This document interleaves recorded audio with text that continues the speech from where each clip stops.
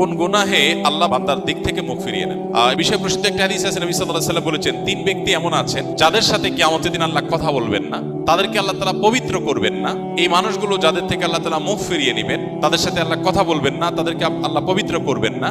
সেই মানুষগুলোর মধ্যে একজন হলেন ওই পুরুষ, যে পুরুষ টাকনুর নিচে পোশাক পরে। পোশাক পরে বলতে যে পোশাক উপরের দিক থেকে যায় সেটা টাকনুর নিচে পরে, প্যান্ট, পাজামা, চাদর, লুঙ্গি, জুব্বা, জামা, এগুলো। মোজা যেটা থাকেই নিচে, নিচ দিক থেকে পরা হয়, ওইটার কথা ভিন্ন। তো এই যে মুসবিল যে ব্যক্তি টাকনুর নিচে প্যান্ট, পাজামা, লুঙ্গি ইত্যাদি পরে, এই ব্যক্তি তার সাথে আল্লাহ কিয়ামতের দিন কথাও বলবেন না এবং তার দিকে আল্লাহ তাকাবেনও না, তাকে আল্লাহ পবিত্রও করবেন না।